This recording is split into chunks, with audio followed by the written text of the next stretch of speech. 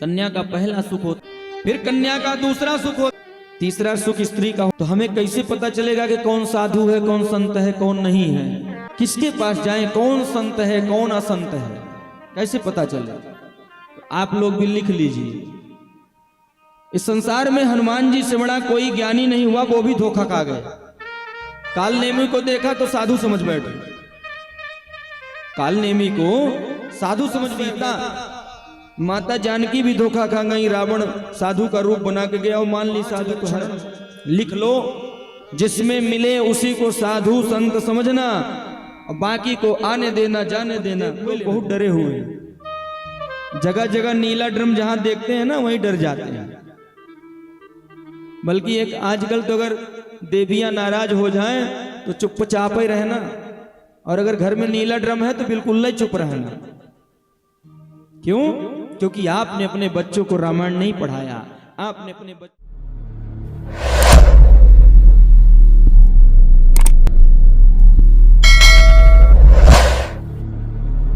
तुम पागता हम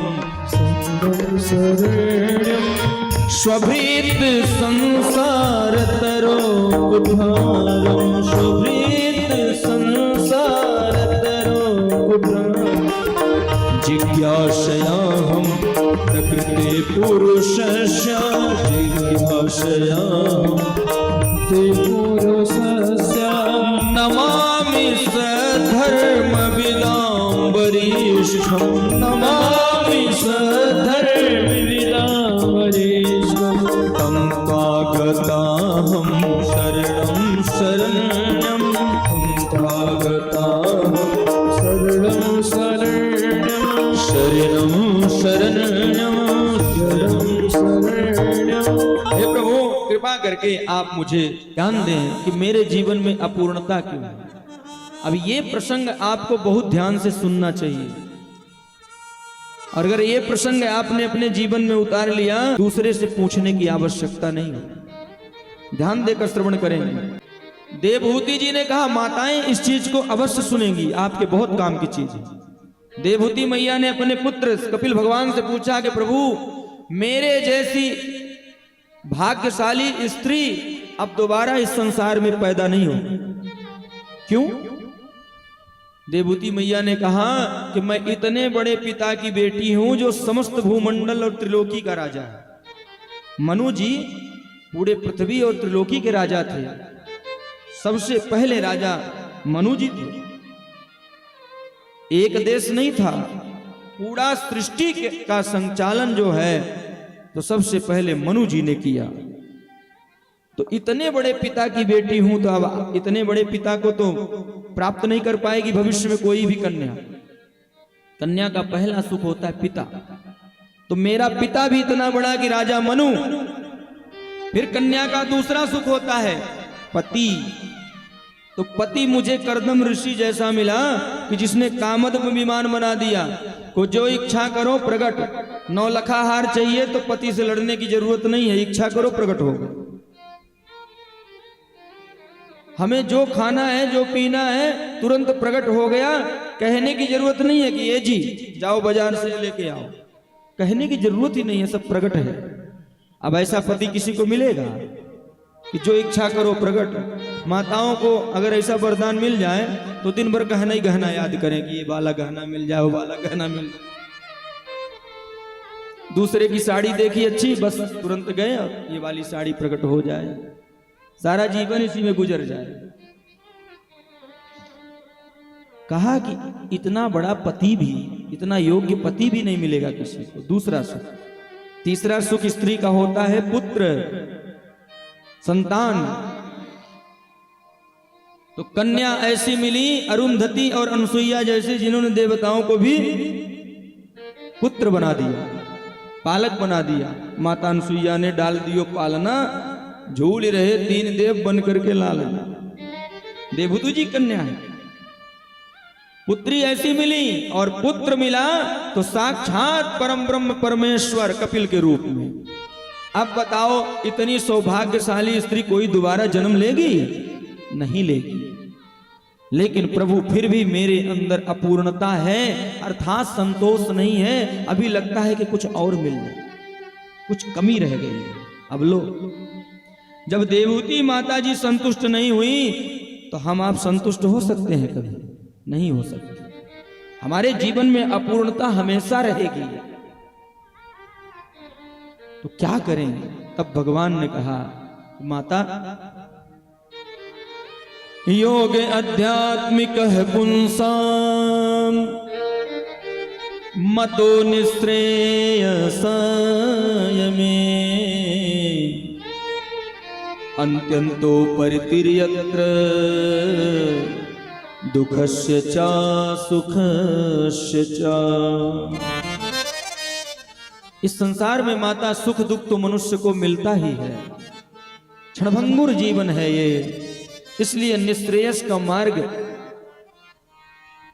अपनाना चाहिए और योग और अध्यात्म के द्वारा अपने जीवन का कल्याण करना चाहिए। अब समझिएगा आगे की बात। तो देवहूति जी ने कहा कि पुत्र ये बताओ कि हम किससे पूछें?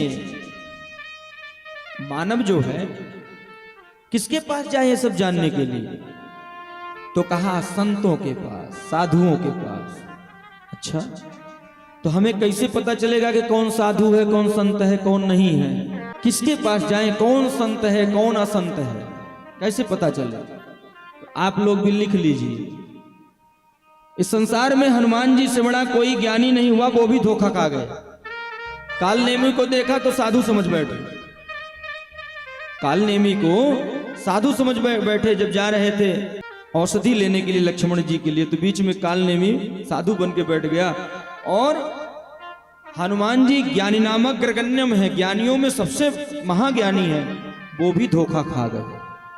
तो हमारी आपकी कोई गिनती है? हमको आपको कोई भी कह देगा कि बेलपत्र लेके आओ तुम्हारा कल्याण कर देंगे, बस 50 लाख जमा करवा दो। मैं सत्य बोलता हूं, असत्य नहीं बोलता। मैं भी ब्राह्मण हूं, दान मिलता है मुझे भी अच्छा लगता है,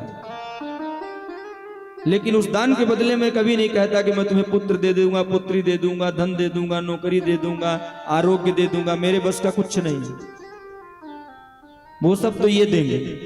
हाँ, दान तुम दोगे तो मैं ले लूंगा, क्योंकि पंडित आदमी हूं भैया, दान चाहिए। तो दान लेना मेरा काम है, दान देना मेरा काम है। तो कोई मुझे दान देगा तो मैं ले लूंगा, लेकिन अगर वो कहे कि इसके बदले मेरे बेटे की नौकरी लग जाए तो अपना दान अपने पास रखे रहो, मेरे बस की क्षमता है नहीं, मैं नहीं दे सकता। हाँ, अर्जी लगा सकता हूं, वो भी आवश्यकता समझूंगा तभी अर्जी लगाऊंगा, ऐसे नहीं कि सबकी अर्जी लगा दूं। कोई बोले पंडित जी मेरे घुटने में दर्द हो रहा है, कोई माता जी के कमर में दर्द हो रहा है, अब हम कहाँ कहाँ अर्जी लगाएंगे? रोज रोज हमारी अर्जी पूरी करते रह जाएंगे। स्वयं भी कुछ प्रयास करना चाहिए, क्योंकि पिता माता के 4 पुत्र होते हैं, तो माता पिता चारों पुत्रों को प्रेम करते हैं। आप भी उन्हीं के पुत्र हैं, आप भी उनसे जाकर रो सकते हैं, उनसे मांग सकते हैं, लेकिन मन में दृढ़ विश्वास करके जाइए कि हमको मिलेगा, तो जरूर मिलेगा। तो हनुमान जी जैसा ज्ञानी भी धोखा खा गए। और इतना तक ही नहीं, माता सीता, माता जानकी भी धोखा खा गई। रावण साधु का रूप बना के गया और मान ली साधु तो हरण हो। अब बताओ, जब माता जानकी और श्री हनुमान जी धोखा खा गए तो हम आप नहीं खा सकते, दिन भर खाएंगे। इसलिए 5 लक्षण लिख लो, जिसमें मिले उसी को साधु संत समझना, और बाकी को आने देना जाने देना, कोई लेना देना नहीं। कौन कौन? तितिक्षवः कारुणिकाः सुहृदः सर्वदेहिनां अजात शत्रवः शान्तः साधवः साधुभूषणः। पहला लक्षण तितिक्षव है। तितिक्षु का अर्थ क्या होता है? जिसको ना सम्मान से फर्क पड़े ना अपमान से फर्क पड़े, वो पहला लक्षण है संत का, साधु का। यहाँ जो बड़े बड़े जगत गुरु संत आते हैं ना, थोड़ा सा एसी कम हो जाए तू तड़ाक पर उतर आएंगे अजमान के ऊपर। अजमा लेना कहे, लेकिन जो संत होगा, जो साधु होगा, उसे आप टूटही खटिया में भी लेटाओगे वो लेट जाएगा, और एसी में लेटाओगे तो भी लेट जाएगा। वो कभी आपसे प्रश्न नहीं करेगा कि हमें आप डनलप का गद्दा मंगवाओ, इधर भी एसी लगवाओ, इधर भी एसी लगवाओ ना। पहला लक्षण, संत तितिक्षु होते हैं, ना सम्मान से फर्क पड़ता ना अपमान से। सम्मान निरादर आदर ही, सब संत सुखी विचरंत ही। सम्मान निरादर आदर ही, सब संत सुखी विचरंत ही। कोमल चित दे नन पर दाया, कोमल चित दे नन पर दाया। मन बच क्रम मम भगति माया, मन बच क्रम भगति सब ही मान प्रज आप अमानी, सब ही मान प्रज भरत प्राण सम मम ते प्राणी, भरत प्राण सम ते प्राणी। ये सब लक्षण बसहि जासुर, ये सब लक्षण बसहि जासुर। जाने तात संत संतत पुर, जाने तात संत संत। जाने तात संत संतत पुर, जाने तात संत संतत। सम्मान निरादर आदर ही, सब संत सुखी विचरंत मही। ये पहला लक्षण है। अब आप बताओ, जिससे ऑपरेशन करवाने जाते हो, कोई चौराहे में बैठा व्यक्ति बढ़िया कोट पहन ले, डॉक्टर वाली कहेगा आओ मैं तुम्हारा ऑपरेशन कर दूं, तो कहोगे ना पहले दिखाओ अपना, कहाँ तुम्हारा हॉस्पिटल है, तुम्हारा प्रमाण पत्र है कि नहीं? क्या ऐसे ही बोलोगे हाँ ठीक है ऑपरेशन कर दूं तो कल्याण कर देगा आपको? कोई वकील कहता है अपने आप को, तो उससे पूछोगे भैया कहाँ प्रैक्टिस करते हो, हाई कोर्ट में कि सुप्रीम कोर्ट में कि लोअर कोर्ट में? पूछना तो पड़ेगा आपकी योग्यता क्या है। और जिसे अपना पूरा जीवन समर्पित करते हो उसकी योग्यता नहीं पूछते। इसलिए कहते हैं गुरु करे जान के पानी पिए छान। पहला लक्षण क्या है? ना सम्मान से फर्क पड़े ना अपमान से, तितिक्षु पहला लक्षण। दूसरा कारुणिका है, संत के अंदर दया बहुत होती है, वो दुखी व्यक्ति को देखकर स्वयं दुखी हो जाते हैं। दूसरा लक्षण। तीसरा सुहृदय सर्वदेहि नाम, संसार के समस्त प्राणी में वो भगवान का ही रूप देखेंगे। सिया राम मैं सब जग जानी, करऊं प्रणाम जोरी जुग पानी, करऊं प्रणाम जोरी जुग पानी। सुहृदय सर्वदेहि नाम, ये तीसरा लक्षण है। और चौथा लक्षण है अजात शत्रवः, जिसके अंदर किसी के प्रति शत्रुता ना हो, ना हो उसका कोई शत्रु। संत किसी को अपना, साधु किसी को अपना शत्रु नहीं मानता, संत अजात शत्रु होते हैं। और पांचवा लक्षण है शांत, संत जो है बहुत शांत होते, क्रोधित नहीं होते। और जब क्रोधित होते हैं तो फिर प्रलयन होता है। इसलिए ये 5 लक्षण जिसमें मिले, ये मैं नहीं बता रहा, एक कपिल भगवान बता रहे अपनी माता को। भगवान तो झूठ बोलते नहीं, वो भी अपनी मां से। ये 5 लक्षण में जो मिले उसी को संत साधु समझना। बाकी महंत तो हो सकते हैं, जगत गुरु हो सकते हैं, कुछ भी हो सकते हैं, लेकिन साधु संत नहीं हो सकते। ध्यान रखना इस बात। और रामायण खोल के पढ़ लेना, भागवत जी खोल के पढ़ लेना। इसके अलावा कोई लक्षण मिले तो हमें बता दे कि बड़े बड़े आश्रम हो, 50 ठो गाड़ी हो, बड़े बड़े उद्योगपति उनको चेला हों, बड़े बड़े नेता उनके पास आते हों, ये संत के लक्षण हैं? कहीं अगर लिखा हो तो मुझे बताना। लेकिन हाय रे कलयुग, आज यही लक्षण है। सबसे बड़ा संत कौन? जिनके संग 10-20 हैं, उन्हीं के नाम महंत। आज लक्षण बदल गया। आज लक्षण क्या है कि हम आस्था चैनल में आते हैं कि नहीं, हम अंतरराष्ट्रीय हैं कि नहीं, विदेश विदेश गए हैं कि नहीं, हमारे चेला कौन है, कोई नेता न पड़ी, और हमें कितने लोग देखते हैं।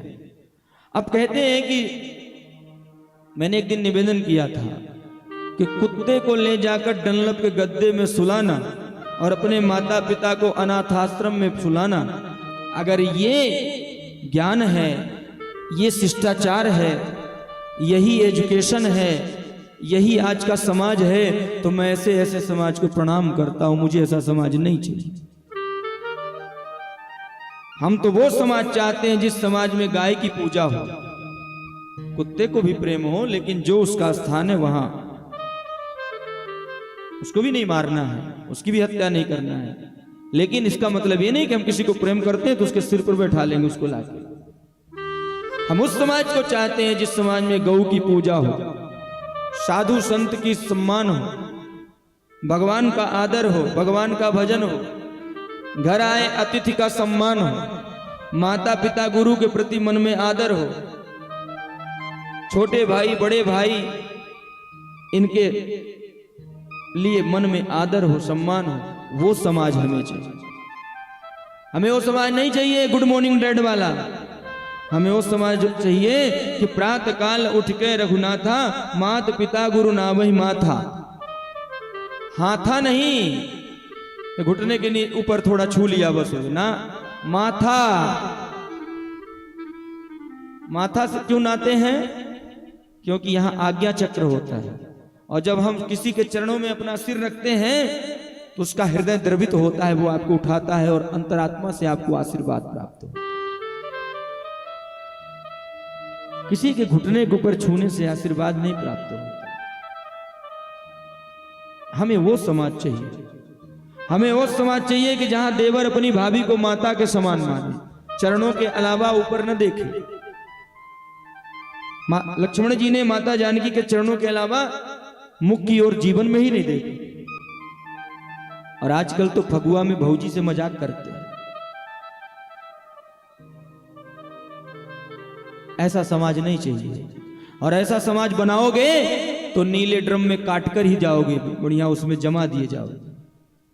ऐसा समाज बनाओगे तो रोज यही, आजकल तो पतिदेव लोग बहुत डरे हुए हैं। जगह जगह नीला ड्रम जहां देखते हैं ना, वहीं डर जाते हैं। बल्कि एक आजकल तो अगर देवियां नाराज हो जाएं तो चुपचाप ही रहना, और अगर घर में नीला ड्रम है तो बिल्कुल नहीं चुप रहना। क्यों? क्योंकि आपने अपने बच्चों को रामायण नहीं पढ़ाया, आपने अपने बच्चों को संस्कार नहीं दिया, तो वो नीला ड्रम का ही काम करेंगे। अगर संस्कार दिया होता कि एक ही धर्म एक व्रत नेमा, काय वचन मन पति पद प्रेमा, अगर ये उस बच्ची ने सुना होता तो कभी अपने पति को काटकर उस नीले ड्रम में न डालती। लेकिन आपने क्या सिखाया उसको? Good morning dad. आधे शरीर के कपड़े पहनो, फटे कपड़े पहनो, यहां से फटे वहां से फटे, यहां स्टिकर लगवाओ यहां स्टिकर लगवाओ। ये संस्कार अपने बच्चों को दोगे तो तुम्हारे बच्चे नीले ड्रम में ही जाएंगे, और तुम्हारी बेटियां रोड पर ही कटेंगी और फ्रिज में जाएंगी। निश्चित समझना। अगर अपनी बच्चियों को सही शिक्षा दोगे तो किसी आतताई के बस बहकावे में नहीं आएंगे, और सही शिक्षा नहीं दोगे तो फ्रिज में कट के चली जाएंगे, रोड पर मारी जाएंगे। इसलिए संस्कार दो। भगवान की कथा कोई ब्राह्मण आके करता है तो अगर वो 1 रुपए मांगे तो उसे 4 रुपए देना। जरूरी नहीं कि मैं आऊं, कोई भी आए। पूछो क्यों? क्योंकि वो आपका भविष्य सुधारता है। कथा से सबका तो नहीं, लेकिन 10% लोगों का जीवन परिवर्तन होता है। अगर अच्छे से कोई कथा सुनाए दिल लगाकर, मन लगाकर, तो आपके जीवन में कुछ न कुछ परिवर्तन अवश्य होगा। और वो परिवर्तन दुनिया की कोई ताकत नहीं कर सकती। इसलिए जहां भगवान की कथा हो वहां अपने बच्चों को लेकर जाया करो, अपने बच्चों को बैठाओ, सुनाओ। नहीं है कहीं कथा तो घर में, आजकल तो सब टीवी में, मोबाइल में सुनाओ। 5 मिनट 10 मिनट 5 दोहा रामायण सुनाओ, पढ़ाओ, उसका अर्थ बताओ बच्चों को। बाकी पढ़ाई वो करते रहें, क्योंकि दुनिया की जो पढ़ाई है उदर पोषण की है। मात पिता बालक ही बुलावे, उदर भरे कर भेद बतावे। जो ये संसार की पढ़ाई है मैं काले वाली, ये उदर पोषण के लिए है।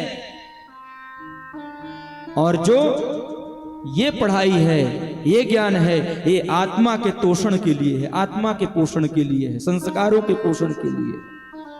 अब तय तुम्हें करना है कि पेटे भर भरना है कि संस्कारवान भी बनाना है। और संस्कारवान नहीं बनाओगे तो बुढ़ापे में रोना मत, वो लड़के आपको अनाथ आश्रम में ही ले जाएंगे। 5 लक्षण संतों के बताए और अष्टांग योग बताया।